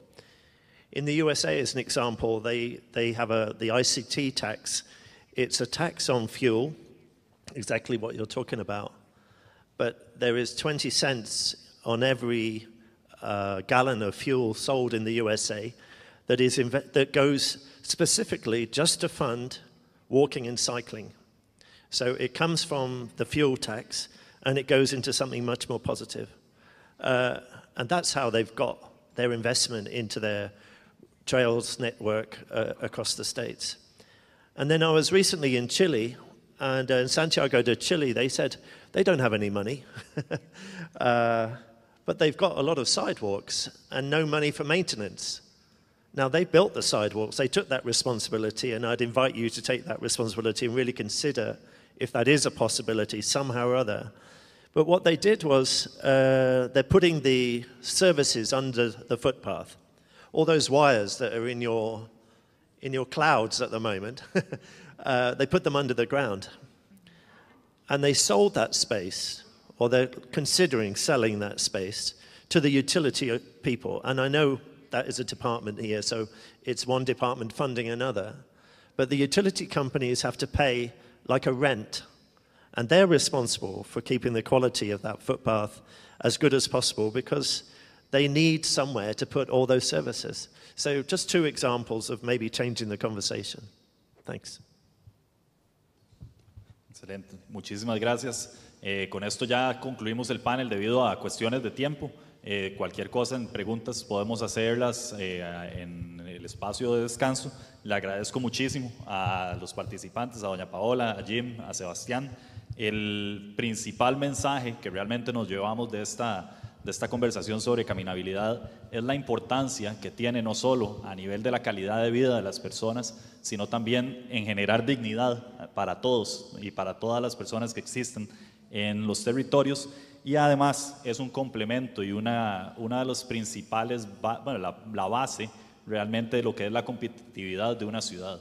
Entonces hay que entender estos mensajes e incluso poder trasladarnos no solo dentro de nuestro círculo cercano de influencia, sino también empezar a exigir a nivel de política pública, por ejemplo, esos cambios, que esos cambios se den, porque en fin van en beneficio de todas las personas. Entonces, una vez más, si le podemos dar un aplauso a los participantes, y muchas gracias por el interés.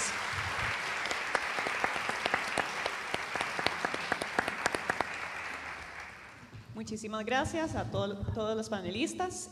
Ahora vamos a continuar con el bloque de biodiversidad urbana. Cerramos el de caminabilidad y continuamos con biodiversidad urbana, donde vamos a tener nuestra primera charla magistral en el tema. Nuestra panelista es Alejandra Orozco. Ella es una tica que esta vez nos estaba visitando desde Portugal. Ella está en Portugal ahorita sacando su doctorado en urbanismo. Ella es máster en paisajismo y diseño del sitio por la Universidad de Costa Rica y licenciada en arquitectura de la Universidad Veritas. Ella está ahorita sacando el doctorado en la Universidad de Lisboa, en Portugal. Su gran pasión es el paisaje natural y sus temas de mayor interés y en los cuales constantemente continúa trabajando y especializándose son recuperación ecológica, gestión y restauración del paisaje, composición y estructura florística, arquitectura del paisaje, espacio urbano y animación digital. A través del tema de animación digital, ella usa como herramienta la animación para poder comunicar las inquietudes y propuestas innovadoras para motivar y enamorar a las personas, proyectando unas ciudades posibles, ¿verdad? Ciudades con biodiversidad local, biodiversidad única, biodiversidad propia y exclusiva de cada sitio. Entonces ella nos va a conversar sobre cómo integrar el componente de biodiversidad en el diseño urbano para regenerar nuestras ciudades. Bienvenida, Alejandra. Vamos a recibirla con un fuerte aplauso, por favor.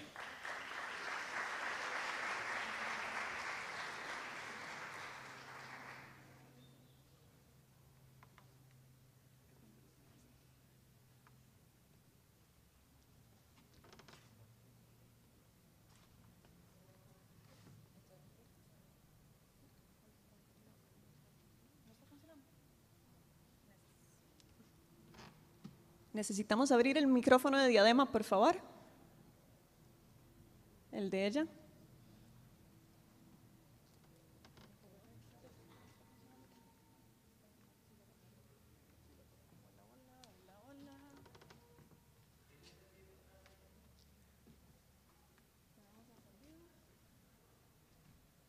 Sí, está en verde.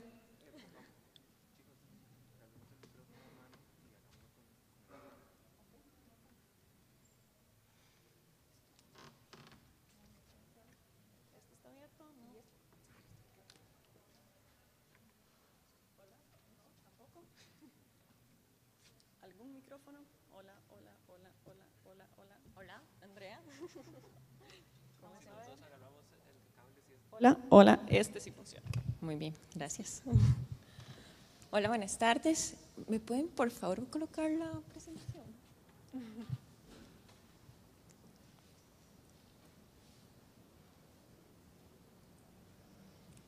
Bueno, buenas tardes. Encantada de compartir con ustedes lo que hemos estado haciendo. Esta presentación, gracias, realmente tiene dos proyectos que hemos realizado con el Museo Nacional, el Herbario Nacional de Costa Rica y algunos de los miembros de lo que es Endémica.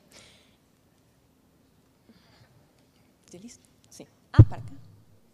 Sí. Bueno, el tema de biodiversidad. Yo soy arquitecta y me preocupa muchísimo lo que yo estoy haciendo y mis colegas están haciendo. Los metros cuadrados, el crecimiento urbano, es una de las principales causas de extinción de las especies autóctonas. Asimismo, la arquitectura ha crecido mucho en cuanto a usar energías renovables, materiales alternativos, captación de agua de lluvia y demás asuntos en temas de sostenibilidad. Sí lo ha hecho.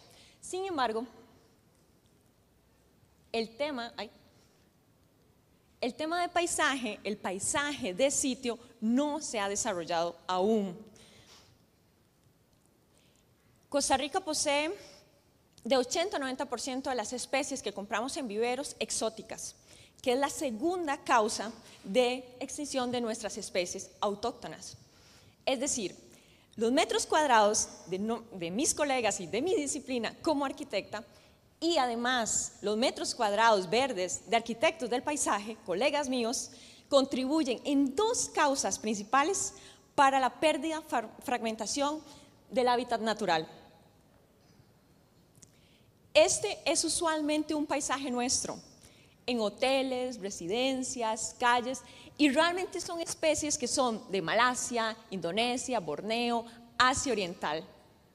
Nosotros somos líderes en conservación del paisaje, en conservación con respecto a las áreas protegidas.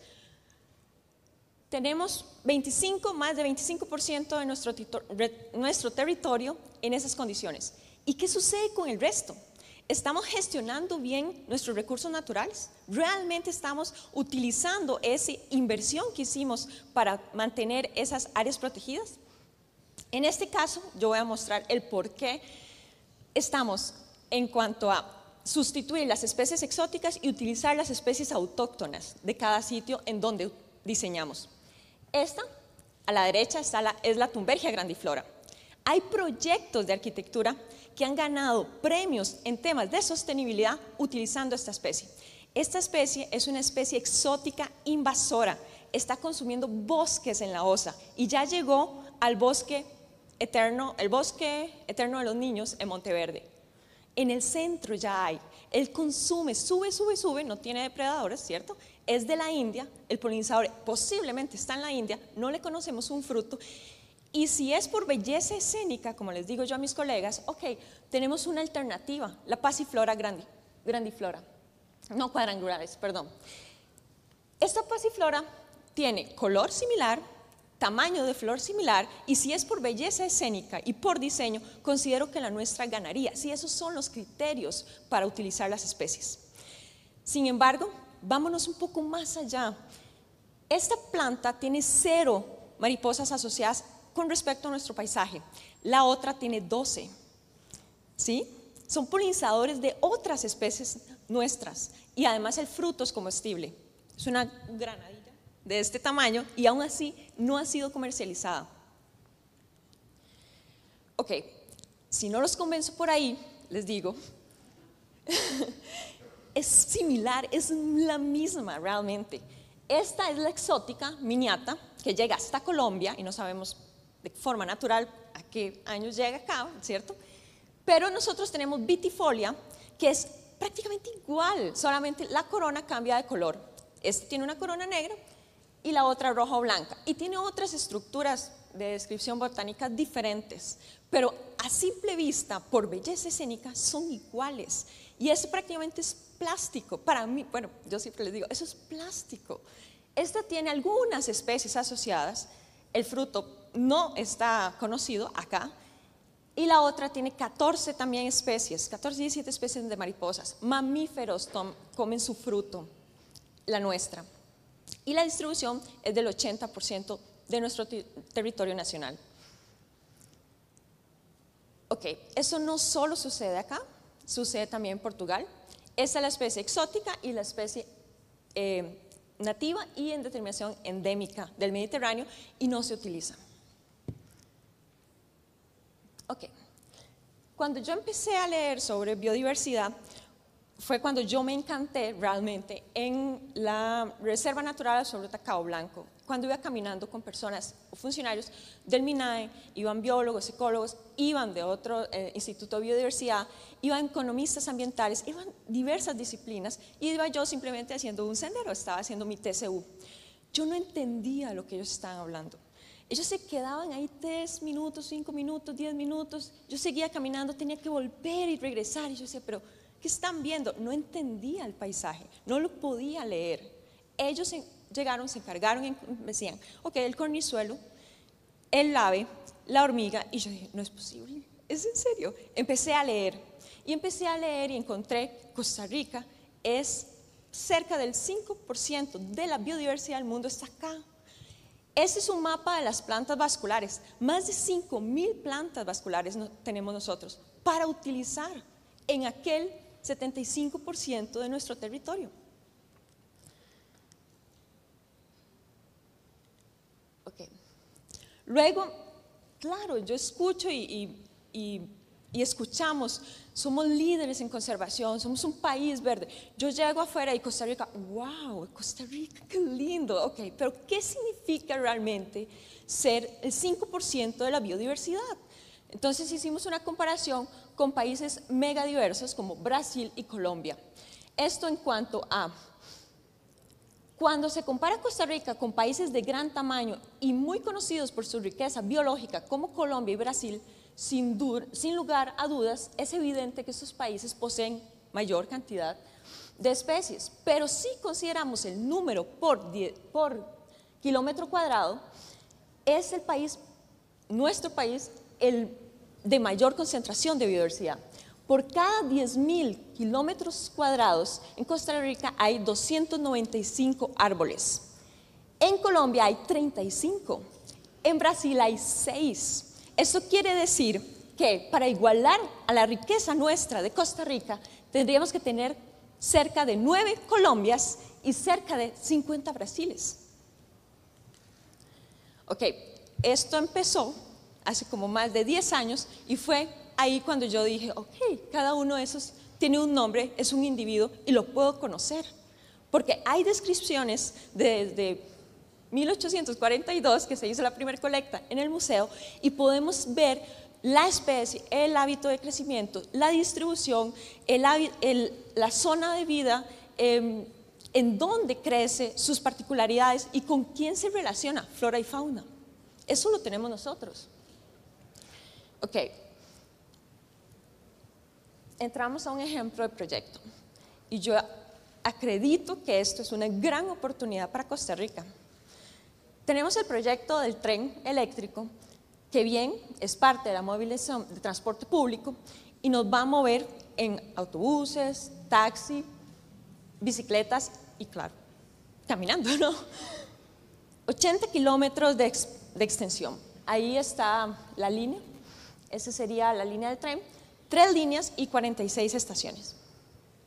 Comunica 4 provincias, Alajuela, Heredia, San José y Cartago. 15 municipalidades estarían trabajando en equipo. Pasa esa línea por 15 municipalidades. No obstante, se debería de sumar 13 municipalidades más por un tema de paisaje, porque no está pasando por su sitio, pero tiene impacto. Si yo hago un recorrido de 3 kilómetros que Ímbolo está proponiendo para llegar en bicicleta a las estaciones, toco estas municipalidades. Es decir, podemos mejorar nuestro espacio público para llegar a las estaciones, para llegar a los nodos de conectividad de transporte masivo, de los autobuses, llegar a los taxis, llegar a las plazas, parques, llegar a las terrazas, llegar a los espacios públicos. Ok. Esto en cuanto a el cuadrado es donde se desarrolla el área del tren. Hay 4 tipos de zonas de vida involucrados: bosque húmedo premontano, bosque muy húmedo premontano, bosque húmedo montano bajo y bosque muy húmedo montano. Acá en el cuadro es un acercamiento más sobre las colectas de biodiversidad que hay en ese sitio. El Herbario Nacional posee esta información y está en acceso público. Todos, cada uno de nosotros podemos ir a hacer la consulta. Tenemos en el área de impacto e influencia del tren. En plantas tenemos más del 15% de nuestra biodiversidad. 36 especies endémicas, únicas, exclusivas en el mundo y están ahí. 1.586 especies nativas, 168 especies amenazadas. 239 especies exóticas, introducidas y naturalizadas. Es decir, tenemos esta información y podemos ya, desde ese momento, decir, diseñemos con esto, diseñemos para conservar y restaurar el hábitat.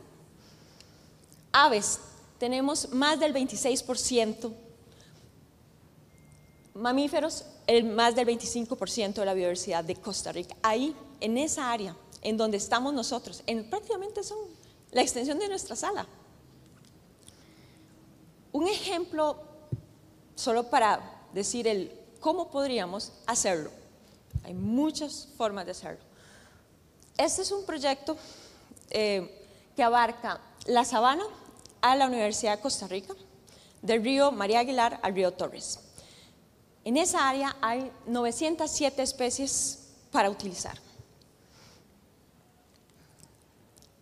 Esas imágenes solamente son bejucos, enredaderas y lianas. Acá, hierbas, todas con potencial de utilizarla, y si no, experimentar para ver cómo funcionan. Árboles. Algo muy interesante. Si nosotros empezamos a diseñar con estas especies y sabemos cada uno de esos individuos, yo puedo decir, ok, voy a diseñar con hierbas de este tamaño, hierbas rastreras, hierbas más altas, arbustos que llegan a 4 metros, árboles de 10 metros, 25 metros, 35 metros, 50 metros. Es decir, puedo hacer gestión del hábito de crecimiento de cada una de ellas y no colocar loritos debajo de cables de 12 metros de altura y podarlos. No colocar robles sabanas debajo de cables de 12 metros y continuar podando. Es decir, disminuir el mantenimiento. Podríamos tener mantenimiento cero, porque son especies que están ahí propias de ese hábitat y no necesitarían lo que son podas y otros temas de crecimiento. Es decir, si yo necesito especies que no crezcan más de 1,20 m, las puedo conseguir y no necesito podarlas por siempre. Ok, si nosotros diseñamos paisajes así, vamos a tener avifauna y demás bichitos. San Pedro, un domingo a las 7 de la mañana, por supuesto. Necesitábamos la foto sin... Bueno, ¿por qué no pensar esto así? Espacio público, aceras es un elemento del espacio público. Árboles, arbustos, hierbas, bejucos son elementos de espacio público. Movilidad es elemento de espacio público. El carril exclusivo es elemento de espacio público. Veamos el espacio público completo.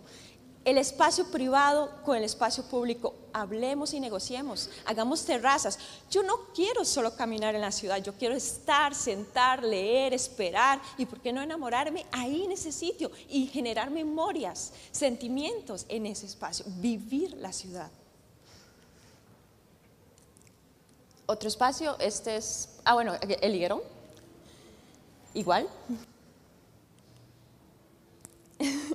Este otro espacio, cerca de la calle de la Amargura, ¿por qué no así? Yo entiendo sacar carros, pero emergencia, hay momentos que necesitamos el carro y tenemos que tener algunos espacios. Bueno, el anterior proyecto corresponde al último proyecto que hemos elaborado y este que viene es el proyecto de Golfito, que fue el que nos dio hace prácticamente unos 10 años la metodología de cómo encontrar la composición florística de los sitios para intervenir cada uno, porque se habla mucho de plantas nativas, sí, pero hay plantas nativas del bosque seco que no llegan al bosque de la Osa y también hay otras que no llegan ni siquiera al Valle Central. Entonces, nosotros estamos hablando de especies autóctonas propias del sitio, composición florística del sitio. ¿Qué hacemos para diseñar? Sí, yo vivo en Guadalupe y es muy diferente mi estilo de vida a un golfiteño y es muy diferente a una persona que vive en el Puerto Viejo. Y tenemos que comprender una vez que estamos diseñando, que nosotros estamos diseñando para ellos y ellos nos dan información. clave de su entorno. Entonces, para quien estoy diseñando es muy importante conocerlo a él. Conocer el paisaje cultural. Golfito, una ciudad de la antigua compañía bananera, no fue diseñada para vivir prácticamente, solamente para trabajar, por tanto sus espacios no hay espacios de convivencia. Y el paisaje natural, un bosque húmedo y el manglar. Luego, en una etapa 2 de proyecto, hacemos la investigación de la composición florística. Y en una etapa 3 hacemos el diseño con base a estas 2 etapas. Tomamos toda la información, tanto natural, todo lo que hubiese, nacientes, ríos, quebradas, deslizamientos, inundaciones, deslizamientos, áreas protegidas, lodos y demás. Mientras más información del sitio, mucho mejor vamos a diseñar. El paisaje cultural, ¿qué es ahí? ¿Qué obra qué está construido? Y la historia de ese sitio. Y acá es algo que cuando estábamos haciendo la propuesta del plan maestro para Golfito, surgió de que encontramos por fotografías de 1979 y del 2000, y esto que ya había unos intervalos en que la compañía ya se había instalado desde el 32, el manglar de Golfito se ha perdido en casi 60%, y a nivel mundial se habla del 35%. Nosotros, ¿verdad? Líderes mundiales en conservación, perdiendo hábitat natural de manglar. Y acá es, ok, proyectar ciudad. Sí, yo quiero, ok, terrazas, plazas, miradores, paseos, sitios en donde yo puedo quedarme, conversar, observar el paisaje cultural y natural, para beneficio de quien vive, para quienes nosotros visitamos y para el extranjero. Turismo. Ok, ¿cómo hacemos nosotros para identificar la composición florística? Solicitamos al Herbario Nacional la lista de las especies colectadas en el sitio y le damos un filtro de origen y solamente utilizamos las nativas. Luego las ubicamos y vemos cuáles son propias de los bosques que están ahí, el bosque muy húmedo y el manglar. Y luego hacemos un filtro de altitud, porque las especies pueden ser nativas y pueden ser del bosque, pero no llegan a 450 metros o no se desarrollan en el rango altitudinal del diseño, que era de 0 a 20. Entonces, ese era un filtro. Produce, cuando desarrolló, eso fue en el 2009, yo no sé en qué estatuto está ahorita el plan regulador de Golfito, pero cuando yo leí eso, tenía solamente 9 especies nativas de proponer para utilizar en Golfito. Nosotros encontramos 270. Y ahí fue donde vimos que posiblemente había un vacío en comprender el paisaje natural y la conservación del mismo. Especies propias del sitio, 96 especies con toda la información. Nosotros tenemos manuales de plantas con la descripción de cada una de ellas, en donde nos dicen qué son, dónde se ubican y ¿cómo se dice? ¿Qué asociación ecológica tiene entre sí? Si nosotros proyectamos, no solo para nosotros, sino también para ellos, porque es también su hábitat y es nuestra responsabilidad como país líder en conservación, podemos diseñar en criterios así. Si ya yo sé la altura de cada uno de los árboles, puedo empezar a hacer proyecciones de los edificios para que ningún árbol de 50 metros caiga sobre mi casa. Entonces yo puedo hacer simplemente proyecciones de los 10 metros de altura que llegan árboles a esa altura, 25, 35 y 50. También puedo decir la transición del manglar, hay especies de transición de manglar y de bosque. Y también de belleza escénica, claro, aroma, textura, sabor, color y demás. ¿Sí? Hacer tablas, más tablas, para poder comprender y ver cuáles especies van en nuestros recorridos. Cada una de ellas tiene el por qué están ahí, por su hábitat y su crecimiento. 60% de pérdida de hábitat de manglar, una ciudad que no tiene espacio público, sí, es manglar, No hay un plan en esta altura aún de restaurar el manglar en Golfito. Tampoco hay ya hay una intervención urbana que no consideró el manglar, destruyó el manglar y el manglar todavía continúa ahí tratando de restaurarse solo. Plazas, miradores, por supuesto todo en tema de elevado para comprender lo del movimiento de mareas y tener mínimo impacto, pero eso no hay nada ahí. Nosotros lo que estamos haciendo es restaurar el espacio vivencial y el espacio natural. Y se construye. Es decir, arquitectura del paisaje como arquitectura y ingenierías tiene planos constructivos y podemos dar presupuestos. Así que, y podemos dar cada una de ellas su nombre científico para utilizar. No es ir a un vivero y comprar plantas y colocarlas. Bueno, y esto es como...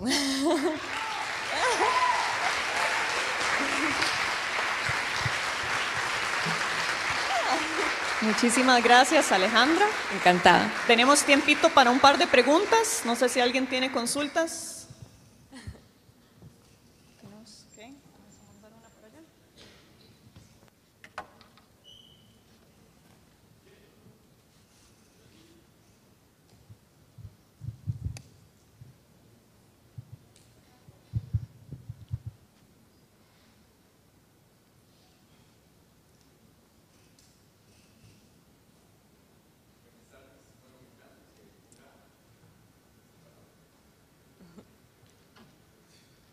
Don Ronnie, ¿nos abre el de rojo, porfa?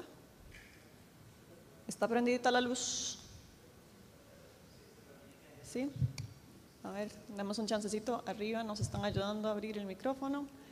Pero hay nada más como, a ver si suena. Hola, hola. Vamos a probar.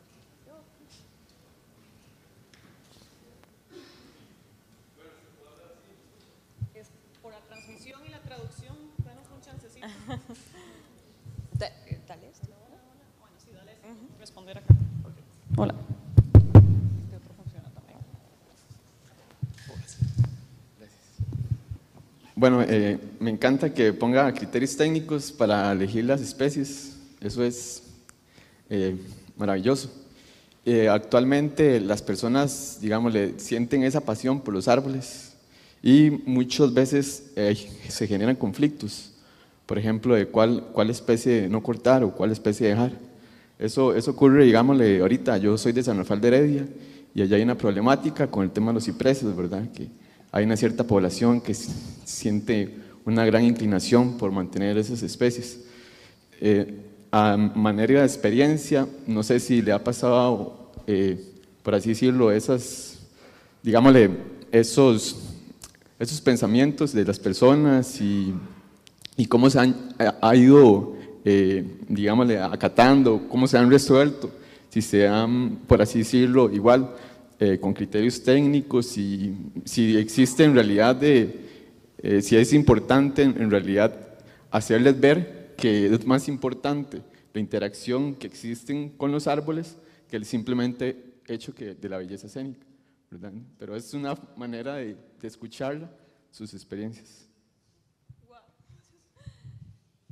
Bueno, me pasa al revés, de que, vale, ¿no querés las exóticas en serio? Y yo, no, autóctonas, realmente, por un tema de pérdida de hábitat. Siempre, bueno, cuando empezamos, era la arquitecta de Botas de Hule, ¿verdad? Y, ¿qué puedo decir? Es decir, fue difícil, pero cuando empezamos a proyectar y diseñar y encontrar criterios reales, eran más sólidos algunas veces que los mismos criterios de mis profesores de cátedra, digamos así. Y, por ejemplo, ayer que estábamos de visita, uno de ellos estaba en el herbario y eso yo me quedé muy contenta porque al parecer si no se conoce lo que tenemos, no lo conservamos y no podemos diseñar. Es que sí me han pasado varias cosas, pero rescato las partes buenas. Creo que ya en este momento hay más personas incorporando tema de biodiversidad con especies propias y ya la cuestión de exótica se dejó un poco. En mi gremio, realmente en comunidad y demás, es de comunicar, es de dialogar. Yo ahora conté en la mañana una experiencia que tuve en mi propia casa, que mi mamá está por acá, y le voy a contar. Cuando yo tuve mi primer pasiflora, yo quería saber, yo llevé el curso de mariposas de Inbio, y me decían 2 kilómetros y llega la mariposa. Yo decía, en mi casa Guadalupe no va a llegar. Y llegó, puso los huevos, las larvas, y yo estaba encantada. Fui a gira y bueno, mi mamá veía que yo cuidaba mucho la planta. Cuando yo llegué, fui lo primero a ver las larvas y mi mamá las había matado. Claro, ahí me di cuenta porque yo dije, yo estaba muy feliz de verlas crecer yo, individual, ¿verdad? Y no comuniqué a mi familia. Y cuando yo llegué, mi mamá estaba preocupada de la planta. Y me dice, yo las maté, y le hiciste sí. Bueno, y yo, ok, mami, era esta. Saqué el libro de pasifloras de Costa Rica y le dije, ¿es esta? Y me dice, sí, es ese gusano. Y yo, bueno, esto es una larva y esto es un estadio. Son 5, crecen, y este es el adulto. Era una mariposa, sí. Nunca más se tocaron las larvas de la casa, porque teníamos como 27 pasifloras y ya. Entonces, sí, comunicar y fichas. Yo siempre doy a los clientes las fichas técnicas y las ilustraciones. Y hay clientes que me dicen, Ale, no me llegó el azul, devuélvame la plata, porque no me llegó así. Entonces, me han pasado, sí, cosas feas al inicio, pero ahora son cosas muy lindas. Entonces, es como, es tiempo.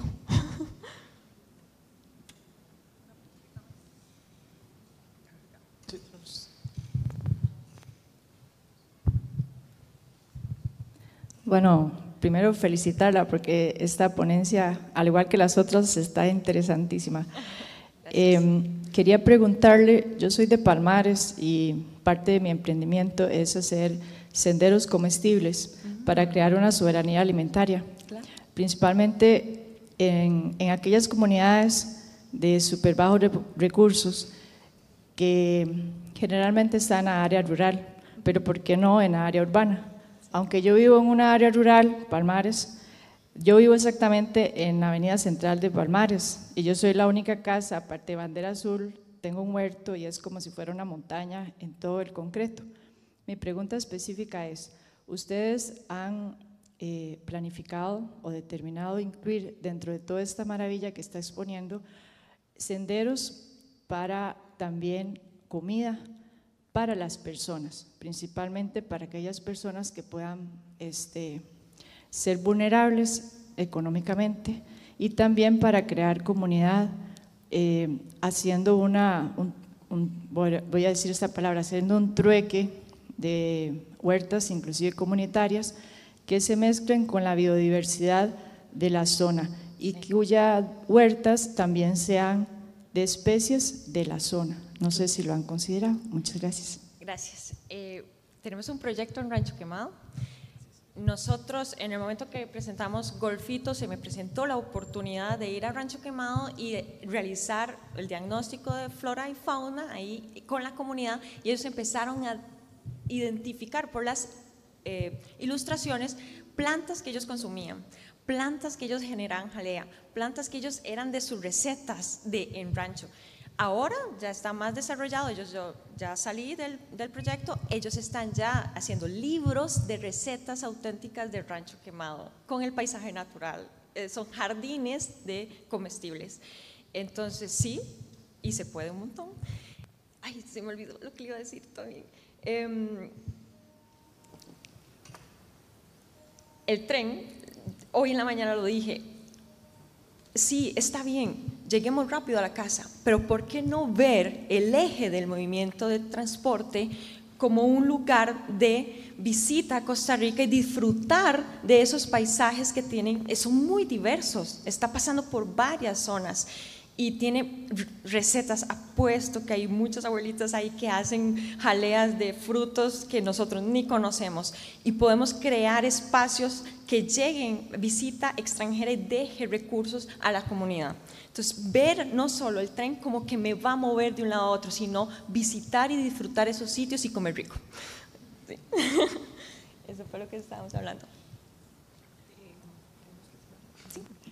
No, por motivos de tiempo tenemos que cerrar este bloque. Le agradecemos muchísimo a Alejandra por toda esta súper maravillosa charla. Vamos a salir a la pausa de café.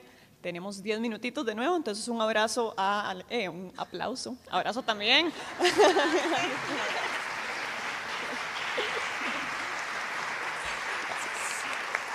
Entonces, 10 minutitos y estamos de vuelta. Muchas gracias. Gracias.